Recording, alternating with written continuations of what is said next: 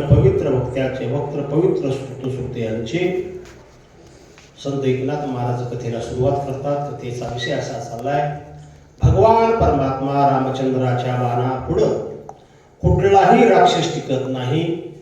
कुठलाही कितीही जरी कपट करून आला, देवाला जिंकण्याचा प्रयत्न केला तरी देवाच्या पुढं हे टिकू शकत नाही, असं नाथ महाराज सांगत आहे. ओढणे खिळली उराशी, कटी छेदिल्या कटारांशे, शिरे छेदिले मुकुटाशी, हात शस्त्रेशी छेदिले. भगवान परमात्मा रामचंद्राच्या बाणानं राक्षसाचे हात तोडले, मुडके उडवले.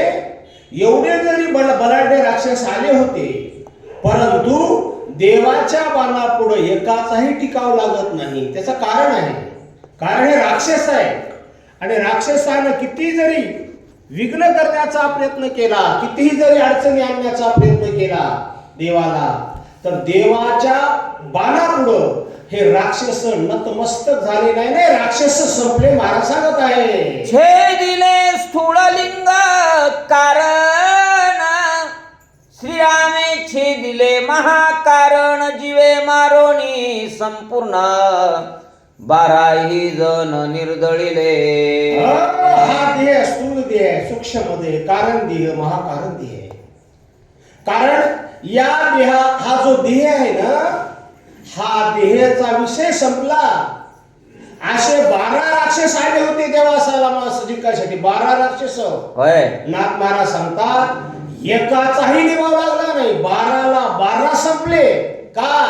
जे राक्षस असतात ना, ते देवाला अडचणी आणण्यासाठी आले होते, विघ्न करण्यासाठी आले होते, परंतु सगळ्याचा संहार केला आणि देवाचा विजय झाला, असं महाराज सांगत आहे. कपटे जिंतिता श्रीरामासी, कपटे मारिले कपट्यांशी, श्रीराम प्रतापाची राशी, राक्षसांशी नाटोपे.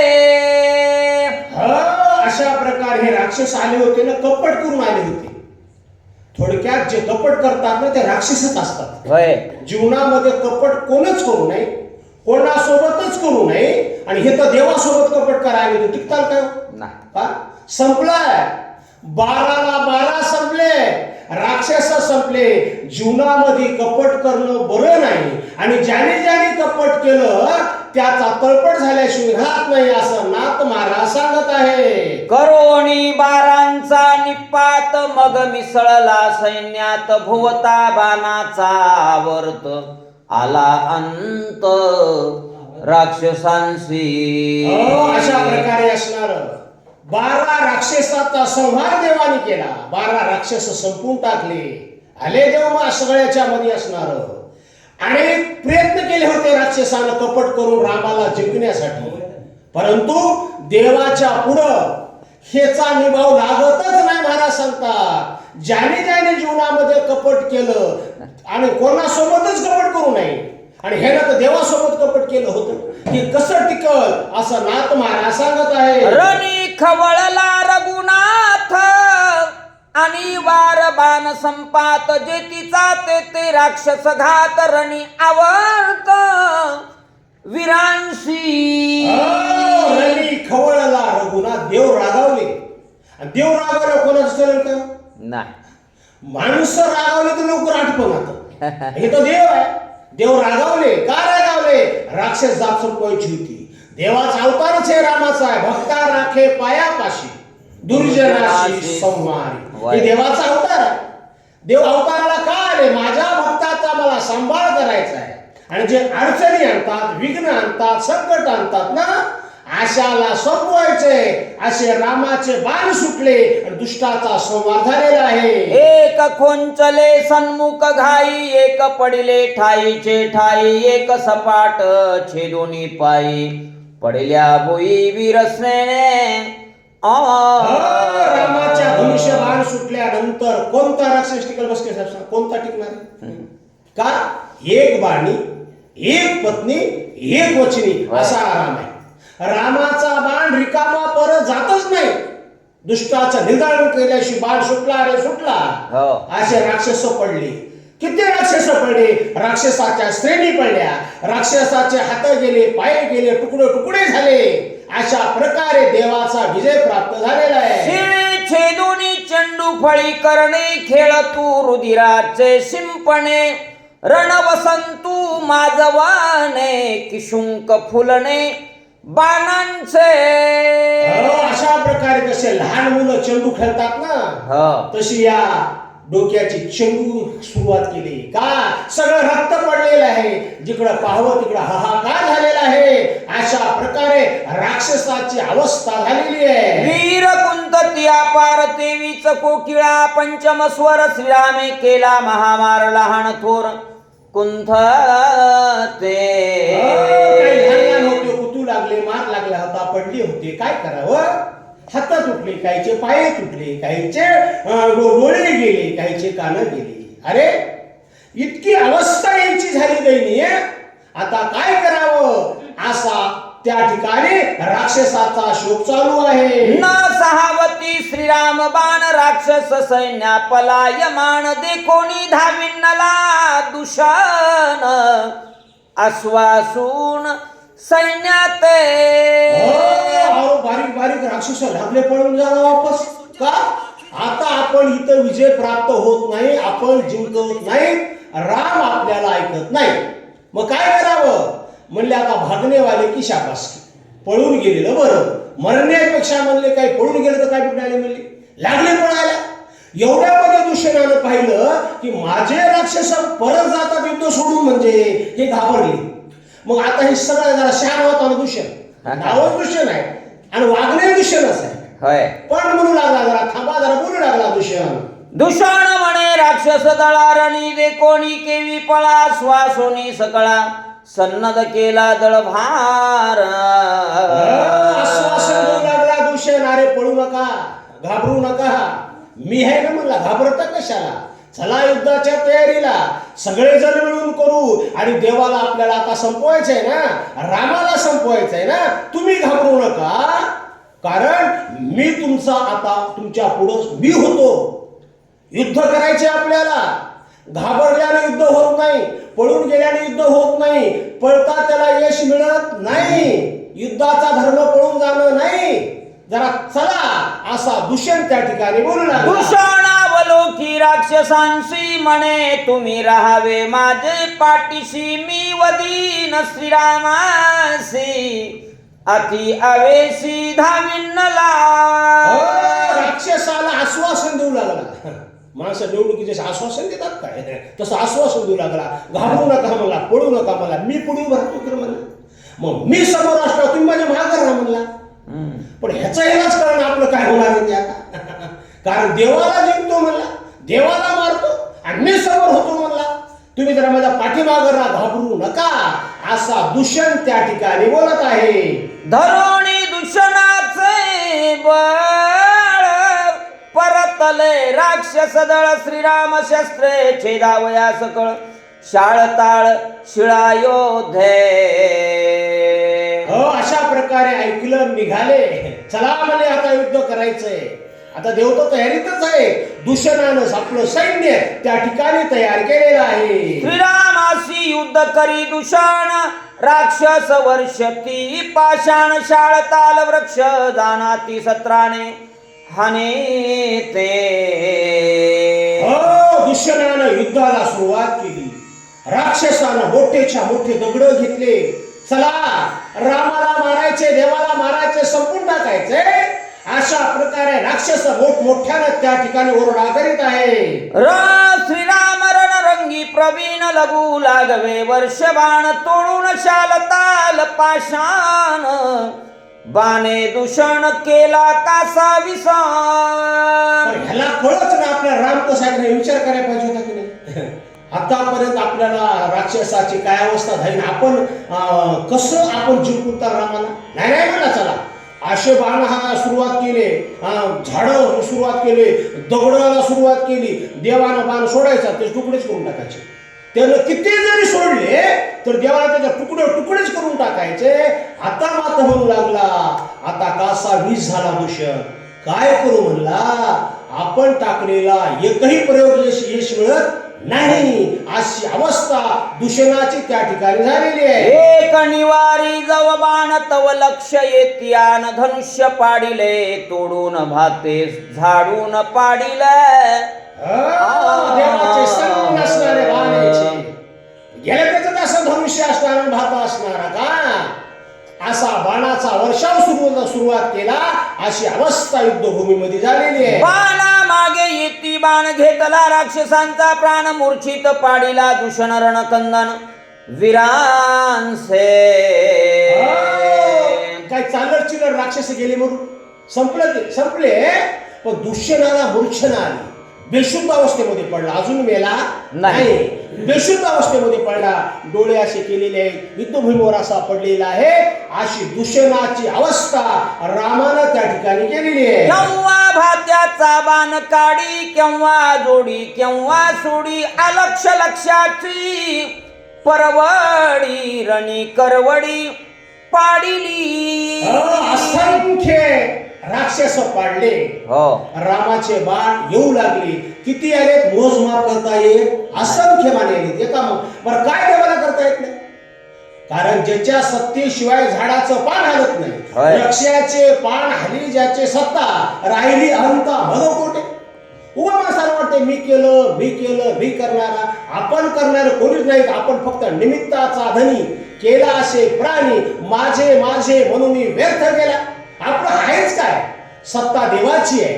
देवाच्या सत्तेपुढे कोणाची सत्ता टिकत नाही असं नाथ महाराज बोलत आहे. वीर कोंचले वितंड मिथ्या दूषणाचे बळबंड एकही सावू न शके कांड काळे तोंड दूषणाचे.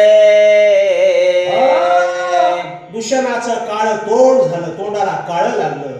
काय वर्णना केली. काय बोलू लागला. अरे येरी जिंकतो म्हणला. कपटानं द्या रामाला. येरी मारून टाकतो म्हणला. पण आता काय करू म्हणला. माझं तोंड काळ झालं. युद्धभूमीमध्ये एक तर मरावं. मेलेलं चांगलं युद्ध धर्मामध्ये पण अपयश येऊ नये. काळ तोंड झालं. आता काय करू असा दूषण विचार करू लागला. कोणी वीरांचे वचन दूषण झाला लज्जायमान सामर्थ्य मूर्छा सावरून रथारोहण तेने केले. आतापर्यंत बढाया मारल्या होत्या त्याने मोठमोठ्या. आणि ही अवस्था खरी पडलाय. पुन्हा सावरला. म्हणला चला अजून एकदा बघू म्हणला युद्धभूमीवर. कारण आपण लई बोललो म्हणला. असं करू तसं करू म्हणला. सावरला आणि पुन्हा युद्धासाठी तयार झालेला. राक्षस सैन्यादे कोणी भग्न दूषण झाला कोपायमान रागे रथावरी बैठोनी दान वर्षबाण अनिवार. दूषण रथावर चढला बघू लागला. राक्षस मेले. बरेच राक्षस मेले. काय करावं. पुन्हा म्हणला बघतो म्हणला आणि बाणाची तयारी केली. आणि युद्धभूमीला स्वतः युद्धाला तयारी दूषणानं सुरुवात केली. शतसहस्र लक्ष कोडी बाणा मागे बाण सोडी श्रीराम निमिषार्धे तोडी धनुष्य पाडी छेदोनी. या दूषणानं लाखानं बाण सोडले. हजार नाही लाख. बाणामाग बाण सोडू लागला.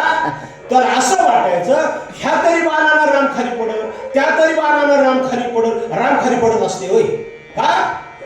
त्याचा चुकून देवानं बाण सोडल्याबरोबर अवस्था दूषणाची काय झालेली आहे. क्रोधे तप्त झाला दूषण शक्ती गदा पडताळून सवेची रामे दहा बाण ती दारून सोडिले.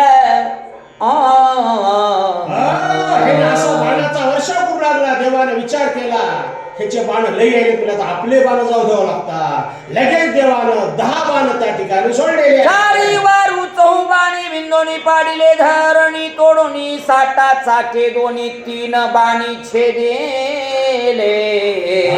देवाच्या बाणानं गेला. आख मोडून कशाचं आलं. 3 बाण आले. ते 3 बाण दूषणाची अवस्था त्या ठिकाणी झालेली आहे. एके ध्वज पाडिला क्षिती एके रथ एके सारथी श्रीरामे लाविली ख्याती केला विरथी दूषण. एका बाणानं त्याचे आख आणलं. दुसऱ्या बाणानं असणारा घोडा असणार आहे. एवढंच काय सगळा गेला रथ विरती केला. रथच राहिला नाही. रथाचा चक्का चूर झाला एवढा मोठमोठ्यानं दूषण ओरडू लागला, शेवटी खाली आला. आता काय करू असा विचार करू लागला. छेदोनिया रथ सारथी रणी दूषण केला पदाती कोपे गदा घेऊन हाती श्रीरामा प्रति धाविनला. खाली आला, सारथी मेला, घोडही गेलं, रथही गेला, सगळंच गेलं. काय करावं म्हणलं आता? काय झालं? जमिनीवर आला, हातामध्ये घेतली गदा, मोठमोठ्यानं असणारं देवावर चाल करून दूषण निघालेलं आहे. जाणोनी राक्षसांच्या ती मदा मिरविशी यशाच्या आनंदा माझे साहे पाहे गदा तरी मी योता तुझ मानी. हो, अरे जर असणार तू माझी ही जर गदा सहन केला असं म्हणला, होय, तर मी तुझा असणारा बरोबरचा युद्ध म्हणील अशी मोठमोठ्यानं गर्जना करू लागला. दूषणाशी करिता रणरणी रामाचा घेईल प्राण झाडीन वाढवेचा अभिमान गदा घेऊन साईला. मोठमोठ्यानं असणारा गदा घेतली निघाला म्हणला. अरे रामाचा प्राण घेतो म्हणला. आतापर्यंत माझ्या रामानं माझे असणारा सारथी मारला, माझे घोडे मारले, माझा रथ चक्काचूर केला, माझे असंख्य राक्षस मारले, ज्याने माझे एवढे मारले त्याला मी आता सोडणार नाही असा दूषण मोठमोठ्यानं ओरडत आहे. श्रीराम म्हणे नाव दूषण सांगतान लाजसी आपण दूषण खराशी भूषण निंद्य वदन दोघांचे. एवढं म्हणलं का मोठमोठ्यानं आरडायला असलं? तुझं नाव काय म्हणला? दूषण. म्हणजे दूषण नाव कोणाचं असते का? नावच दूषण आहे. अहो, नावच कपट आहे. होय, आणि कपट करणाऱ्या माणसानं देवाला जिंकण्याची भाषा तरी करावं का? नाही. आणि जरी केली तर ती भाषा टिकल काय, शोभल काय? बरं नाही म्हणला. अरे दूषणा खरा, हे तुमचं वागणं जरा बरं नाही, तुमचं वागणं जरा विधीच्या विरोधात आहे असे राम त्या ठिकाणी बोलू लागले. धर्मे दूषण कर्मे भूदूषण नामे दूषण कामे दूषण दूषणासी बळ दूषण अंगवण तुझ कैची. राम म्हणले तू धर्मानं वागत नाहीस म्हणले. तुझं नाव म्हणायची गरज नाही. तू काय बरोबर दूषणच आहेस. तू कर्मा चांगला नाहीस, धर्मा चांगला होय. नाहीस, वागण्या चांगला नाहीस, विचारा चांगला नाहीस आणि नाव दूषण आहे तुला. मग अशा माणसानं जर हे असं बोलणं शोभत नाही. आणि जे धर्माच्या विरोधात गेला, जे कर्माच्या विरोधात गेला, जे शास्त्राच्या विरोधात गेला, त्याला यश मिळालं नाही आणि पुढे कधी मिळत नाही. विचार कर जरा. असे राम त्या ठिकाणी बोलू लागले. दूषण म्हणे जलपशी किती सदागे गदागे होणी हाती पतंग धावे दीपा प्रति तैसे गती धावला. नाथ महाराज सांगतात, हातामध्ये गदा घेतली निघालं को रामाच्या अंगावर दूषण. नावच दूषण आहे. पण कसं? पतंग नावाचा किडा असते की नाही, किडा ते दिवा विजवण्याचा प्रयत्न करते, पण ते दिवा विजितांनी स्वतःचा जीवच संपून टाकते. ज्ञानेश्वर महाराज सांगतात, पतंगा दीप्ती आलिंगन ते तर त्याशी अचूक मरण तेही विषयाचरण आत्मघातात. कारण असे माणसं स्वतःचा आत्मघात करीत असतात. दुसऱ्याचं वाटोळं व्हावं असं जर आमच्या मनात धरून आम्ही वाटोळं करीत असतात तर आमचं चांगलं कधीच होत नाही.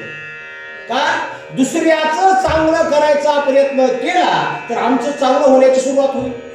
महाराज सांगतात, नाथ महाराज ह्यानं काय विचार केला? देवाला मारण्याचा विचार केला. हे जमल काय? शोभल तरी काय? बरं वाटल काय? जरा विचारनात महाराज सांगू लागले. गदा हनिताची दारुण विंदोणी स्वर्ण पत्री बाण श्रीरामे गदा केली शतचूर्ण रागे दूषण दात खाय. मनुष्याला बार बाण सोडला, स्वर्णपत्री बाण असणार, त्याच्या गदाचा तुकडीच करून टाकली. हाताची गदाई गेली म्हणला. काय करावं म्हणला, आता संपलं गडे म्हणला. गदाई तुकडे होऊन गेले.